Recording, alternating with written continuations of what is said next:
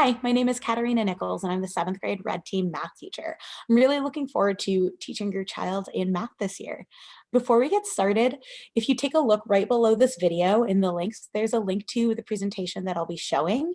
And this might be helpful for you either now or later so that you can click on links within that presentation to help get to some helpful resources. If you need to get in contact with me or your child's other teacher, you can feel free to use the email addresses available here.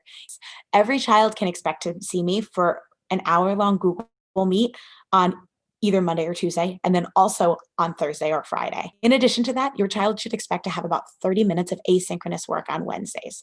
This is designed to be independent, and I tell the students to set a timer for 30 minutes and not work beyond that. For the most part, your child will not have homework for math.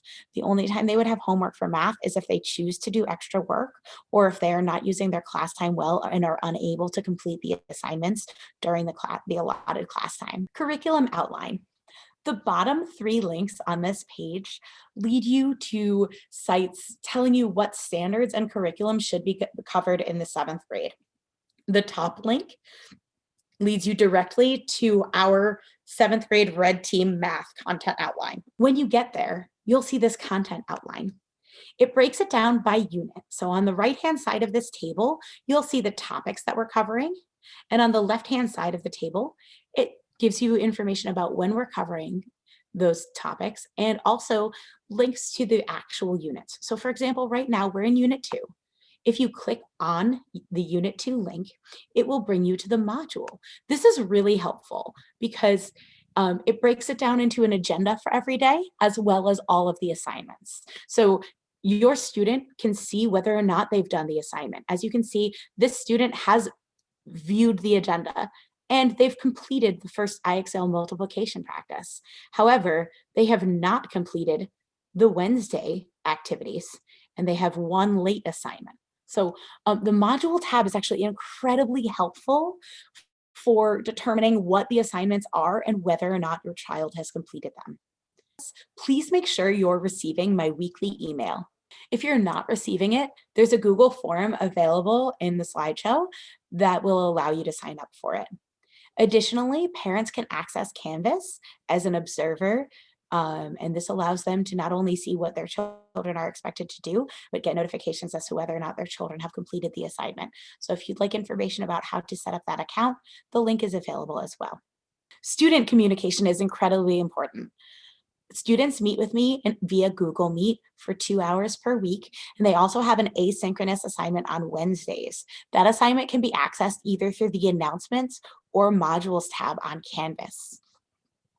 The announcements tab on Canvas is pretty informative, especially if your child has missed class. So if you click on any given day, for example, if we click on Thursday and Friday, November 19th through 20th, you can see from the title that the students had multiplication word problems in class and then a quiz.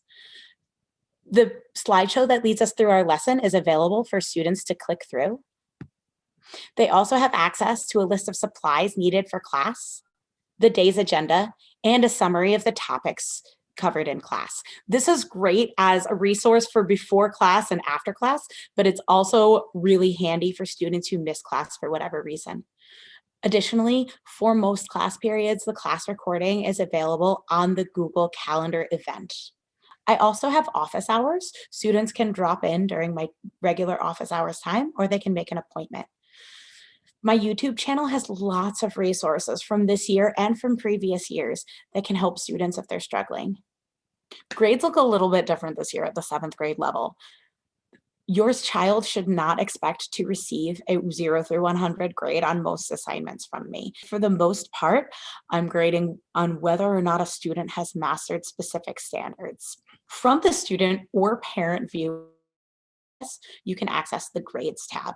Even though I'm not giving numerical grades on every assignment, this is an incredibly important resource for you and your student. You can see every assignment that's been submitted. And for each assignment, if you click the clipboard on the far right, you can see how the student performed on the different standards. If you'd like more details about the standards, you can click view longer description. So typically, if the student scored either meets or exceeds expectations, they'll get a green mark, or if they did not meet expectations, it will show up in red.